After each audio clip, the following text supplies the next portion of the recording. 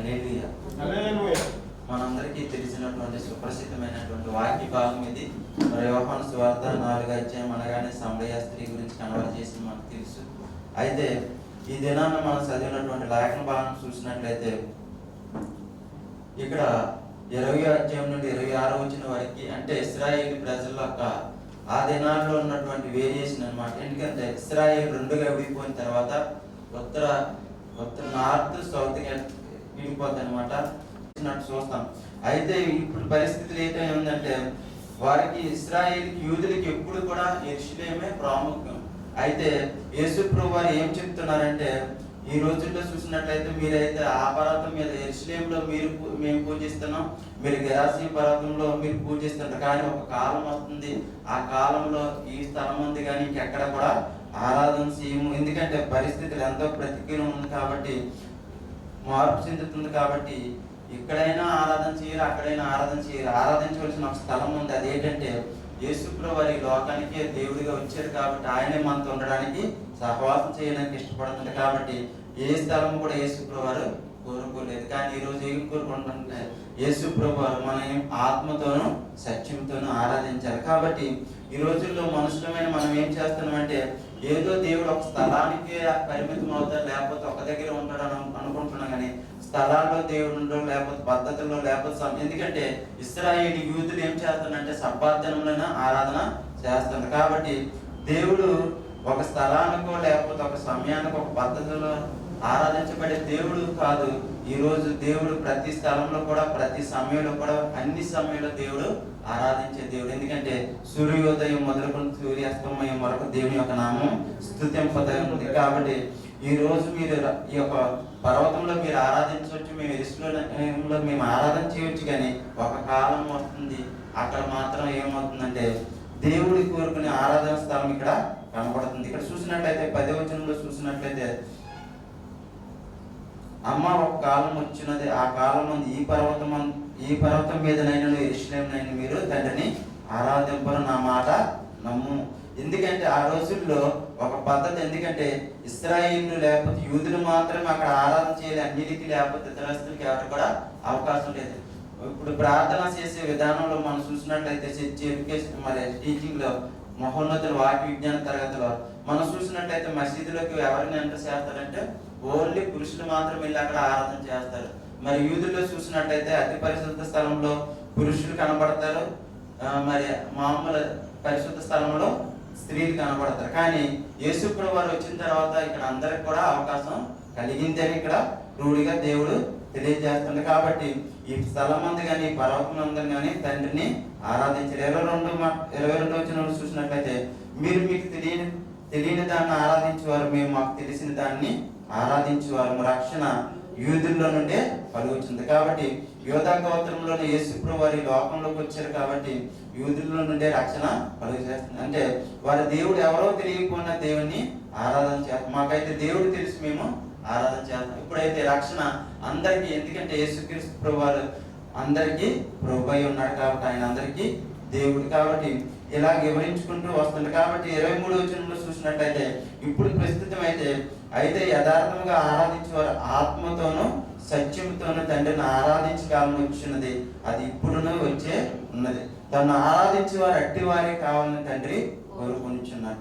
ఇక్కడ చూసినట్లయితే మీ యొక్క పద్ధతులు కాదు, మీ ఆచారాలు కాదు, తండ్రి ఏం కోరుకుంటున్నంటే దేవుడు యథార్థంగా ఆరాధించే వారిని దేవుడు కోరుకుంటున్నాడు. కాబట్టి ఈ ఉదయకాల సమయంలో మనం ఏం చేయాలంటే, ఏదో ఒక స్థలానికో ఏదో ఒక కాలానికో లేకపోతే ఏదో పద్ధతులు ఆరాధన చేయడం కాదు, కానీ దేవుడిని ఆరాధించడానికి వచ్చిన మనందరం కూడా యథార్థంగా దేవుడిని ఆరాధించాలి. కాబట్టి దేవుడు అలాంటి వారినే కోరుకుంటున్నాడు. కాబట్టి ఈ ఉదయకాల సమయంలో మనం అనుకోవచ్చు, దేవుడు ఇక్కడే ఉండొచ్చు, లేకపోతే అక్కడ ఉండొచ్చు, ఎక్కడో ఉంటాయి. ఈ రోజుల్లో ఏంటంటే డినామినేషన్, లేకపోతే ఆశించి దగ్గరికి వెళ్తే, లేకపోతే ఈ పాస్టర్ గారి దగ్గరికి వెళ్తే అక్కడ జరుగుతాయి, ఇక్కడ జరుగుతాయి, స్వస్థతలు, అద్భుతాలు అనుకోవచ్చు. కానీ దేవునికి మనం ఎక్కడైనా యథార్థంగా మన హృదయపూర్వకంగా దేవుని ఆరాధన చేసినప్పుడు మన ఆరాధన ఆలకించి మన యొక్క పరిస్థితులన్నీ కూడా మార్చే దేవుడు. మన దేవుడు ఆరాధనకి యోగ్యుడు. ఒక స్థలము, ఒక ప్లేస్, ఒక సమయమో కాదు, కానీ దేవుడు మనకు అనుకూలపరిచిన ప్రతి స్థితిలో కూడా, ప్రతి స్థలంలో కూడా మనం దేవుని ఆరాధన చేసినప్పుడు దేవుడు మన ప్రార్థన ఆలకించి మన యొక్క మన యొక్క పరిస్థితుల్ని మార్చే దేవుడు. కాబట్టి మనం ఆరాధన చేయడానికి ఎలా రావాలంటే యథార్థ హృదయంతో రావాలి. కాబట్టి ఈ లోకంలో ఉన్న సంబంధమైనటువంటి దేవుడు కావచ్చు, లేకపోతే ఆరాధన పొందేవారు నా దగ్గరికి వస్తే నేను ఆరాధన స్వీకరిస్తాను అనుకున్న వారు ఉన్నారు. కానీ యేసుప్రభువు వారు అలా కాదు, ఆయనే ఈ లోకాన్ని మనతో ఉండడానికి ఈ లోకానికి వచ్చాడు. కాబట్టి దేవుని ఆరాధించే వారు ఎలా రావాలంటే యథార్థ హృదయంతో దేవుని సన్నిధిలోకి రావాలి. కాబట్టి దేవుడు అట్టి వారినే కోరుకున్నట్లు మనం చూస్తాం.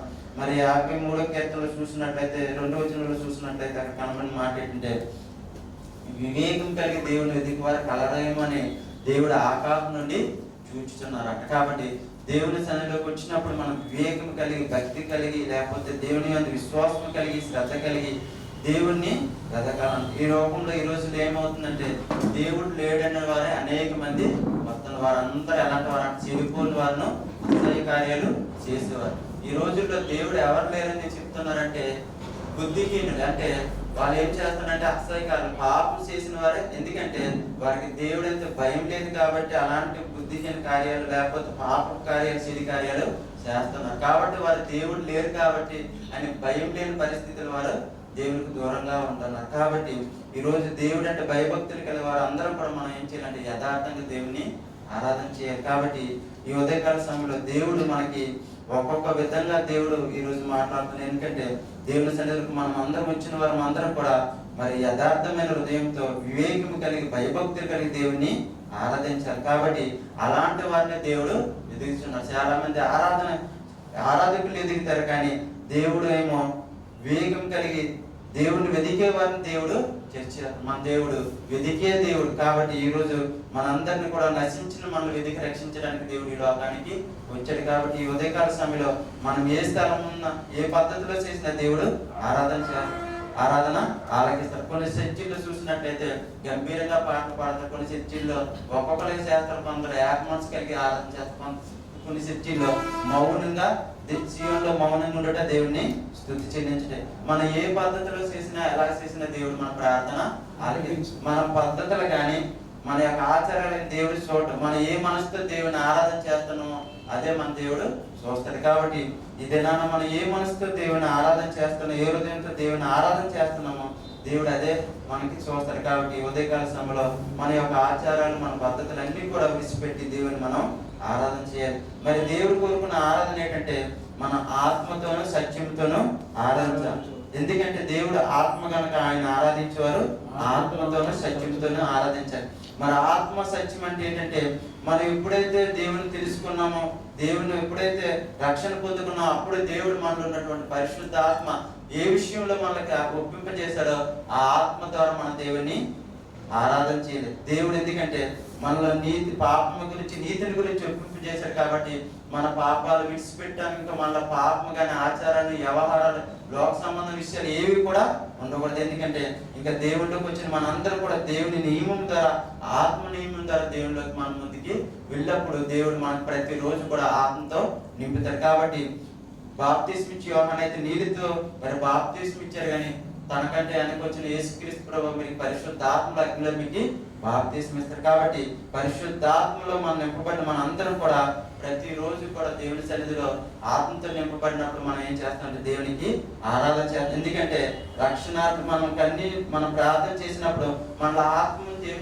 వస్తుంటే దైవ సిద్ధానుసారమైన మనసు వచ్చినప్పుడు మనం ఏమవుతుంది, కన్నీటి ప్రార్థన లేకపోతే ఆరాధన లేకపోతే కృతజ్ఞత అనేది వస్తుంది. ఎందుకంటే ఒకప్పుడు కనికరించబడక, ఒకప్పుడు పాపంలో, ఒకప్పుడు చీకట్లో, ఒకప్పుడు దేవుడికి దూరంగా ఉన్న మన దేవుడు మనకి దగ్గరగా సమీపంగా చేశారు. కాబట్టి దాన్ని బట్టి మనం ఏం చేస్తామంటే కృతజ్ఞతతో దేవుని మనం ఆరాధన చేస్తాం. అది ఆత్మ కలిగినటువంటి ఆత్మ. అది మనలో దేవుని యొక్క పరిశుద్ధ ఆత్మతో నింపబడినప్పుడు మనం దేవుని ఆరాధన చేస్తాం. మరి సత్యం ఏంటంటే దేవుని వాక్యమే సత్యం. కాబట్టి దేవుని సన్నిధిలోకి వచ్చినప్పుడు ప్రతిరోజు కూడా మనం ఏం చేస్తామంటే దేవుని వాక్యం మనం ఏం చేస్తుందని సరిచేస్తూ ఉంటుంది. అర్థం దగ్గరికి వెళ్ళేటప్పుడు మనం ఎలాగున్నాం, మన భాష స్వరూపం తెలియజేస్తుంది. అలాగే వాక్యం దగ్గరికి వచ్చినప్పుడు మనం ఏ స్థితిలో ఉన్నామో దేవుని వాక్యం మనం సరిచేస్తూ ఉంటుంది. కాబట్టి ఆ వాక్యం ద్వారా మనం ప్రతిరోజు కడుక్కొని, ఎందుకంటే వాక్యమే మనకి, దేవుని వాక్యమే మనకి సత్యమే ఉందని దేవుని మాట ఉంది. కాబట్టి దేవుడే సత్యం అని చెప్తుంది కాబట్టి నేనే మార్గం సత్యం చేయమని ఉన్నాను. దేవుడి మాటలే సత్యం కాబట్టి ఆ సత్యంలో, ఆ నీతిలో, పరిశుద్ధతలో ఎలా జీవించాలో దేవుని వాక్యం దేవుని సన్నిధిలోకి వచ్చినప్పుడు మనకి తెలియజేస్తుంది. కాబట్టి మన వాక్యానుసారంగా జీవించాలి, ఆత్మ సంబంధంగా జీవించాలి, మరి సత్యంలో జీవించాలంటే వాక్యానుసారంగా.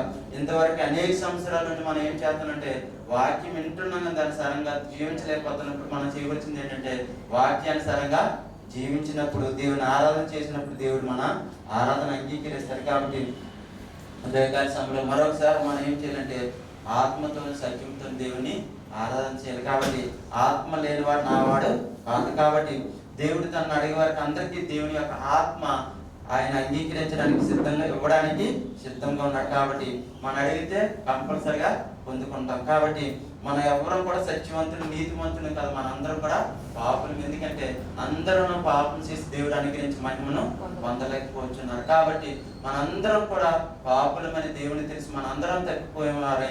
కానీ దేవుడు మరలా మనకు పిలిచి తన మహిమను, తన శక్తిని ఇవ్వడానికి ఆయన సిద్ధంగా ఉన్నాడు. మనం దాన్ని పొందుకోవడానికి మనందరం కూడా సిద్ధంగా ఉండాలి. కాబట్టి మనందరం ఈరోజు ఏం చేయాలంటే ఆ మహిమను పొందుకునే వారంగా ఉండాలి. కాబట్టి ఇప్పుడు మనం చేయవలసిన పని ఏంటంటే ఈ రోజుల్లో భయంకరమైనటువంటి పరిస్థితులు కనబడుతుంది. కాబట్టి అంచెదినాలు అపాయకరమైన పరిస్థితిలో ఉన్నాం. కాబట్టి దేవుని లేఖనంలో ఎలాగున్నా దాని ప్రకారం మనం జీవించబద్ధమైన ఒక్కొక్కరు అలాగా వాక్యం బోధించవచ్చు, లేకపోతే చెప్పవచ్చు. కానీ ఈ యొక్క వాక్యానుసారంగా ఉందో లేదో మనం సరి చేసుకోవాలి. ఎందుకంటే ఈ రోజులు అన్ని కూడా, ఎందుకంటే అంచె దినాలు అబద్ధ బోధకులు వస్తారని మిమ్మల్ని మోసం చేస్తున్న దేవుని వాక్యం ఉంది. కాబట్టి ఆ యొక్క మోసాల నుండి మనం పడిపోకుండా, దేవుని నుండి తప్పిపోకుండా చూసుకోవాలంటే దేవుని వాక్యం ప్రతిరోజు కూడా దేవుని వాక్యం చదివితే దేవుని మనం ఆరాధన చేసినప్పుడు దేవుడే మనకి బోధిస్తూ ఉంటాడు.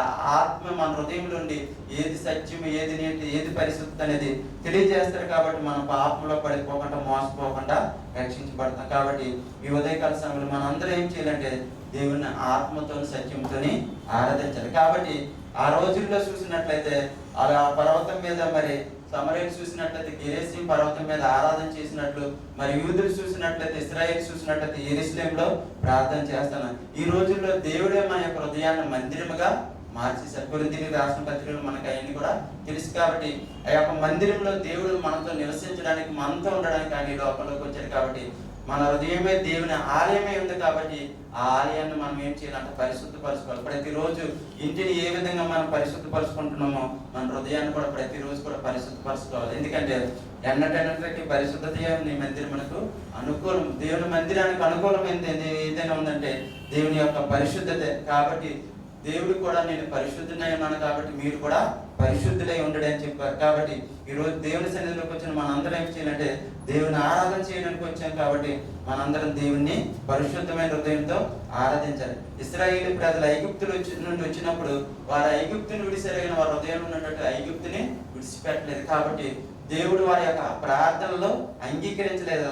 ఆమోస్ గ్రంథంలో చూసినట్లయితే అవి కనబడుతుంది. మనం కూడా ఈ లోకంలో పాపం నుండి విడిచిపెట్టబడ్డాం కానీ, రక్షణ పొందే కానీ ఇంకా మన హృదయంలో పాపం అనేది ఉంది. కాబట్టి వారి యొక్క పండగ దినాలు దేవుడు అంగీకరించలేదట. ఆమోస్ గ్రంథంలో 5వ అధ్యాయంలో చూసినట్లయితే 21వ వచనంలో తేటగా కనబడుతుంది. ఆమోస్ గ్రంథం 5:21. మీ పండగ దినములు నేను అసహించుకొనిచున్నాను, వాటిని నీచముగా ఎంచుచున్నాను. మీ వ్రత దినముల్లో కలిగి వాసన నేను ఆగ్రానింపునలను. నాకు దహన బలులను నైవేద్యములు అర్పించిన నేను వాటిని అంగీకరింపను. సమాధాన బలులుగా మీరు అర్పించి గ్రొవిన పశువులు నేను చూడను. మీ పాటలతోనే నా యొద్ద నుండి తొలగనీది.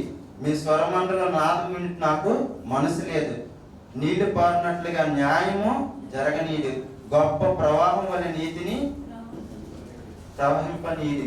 ఇక్కడ చూసినట్లయితే దేవుడు ఎందుకు వాళ్ళు అది చెప్తున్నాడంటే 25వ వచనంలో చూసినట్లయితే ఇశ్రాయేలులారా, అరణ్యమందు 40 సంవత్సరములు మీరు బలులను నైవేద్యం నాకు అర్పించిదిరా.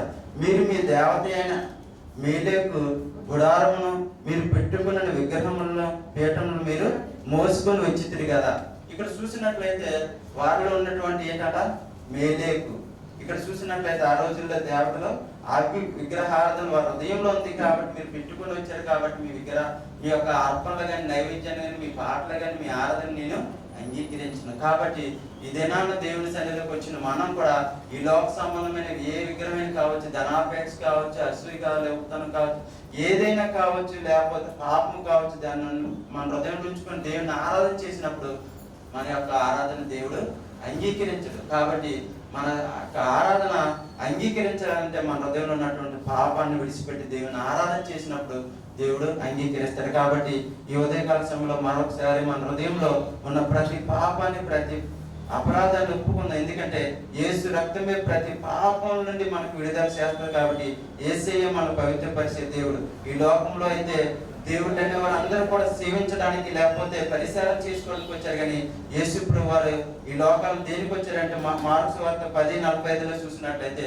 మనుషు కుమారుడు పరిసరం చేసుకుంటూ రాలేదు, కానీ పరిసరం చేయకుండా అనేకులకు ప్రతిగా తన ప్రాణం పెట్టడానికి ఈ లోకానికి వచ్చారు. కాబట్టి యేసు ప్రభు వారు సేవ చేయించుకోవడానికి రాలేదు, కానీ యేసు ప్రభు వారే సేవ చేసి అనేక మందికి మరి కుష్టి వారిని, రోగుల్ని ముట్టి స్వస్థపరిచినట్లు మనం చూస్తాం. కాబట్టి మన దేవుడు ఇప్పుడు కూడా మన పరిసరి చేసుకోవాలని రాలేదు, కానీ ఆయనే పరిసరి చేయడానికి వచ్చాడు. కాబట్టి ఈ దినాన్ని మనం ఏం చేయాలంటే యేసుక్రీస్తు ప్రభు వారు ఆయన క్రయదానంగా మన కోసం పెట్టిన ఆ శిలువ త్యాగాన్ని బట్టి, ఆయన మన కోసం పెట్టిన ప్రాణాలను బట్టి, ఎందుకంటే ఆ శిక్ష అంతటిని తప్పించాడు. కాబట్టి దాన్ని బట్టి మనం కృతజ్ఞతాస్తుతులు చెల్లించి దేవుని ఆరాధన చేద్దాం.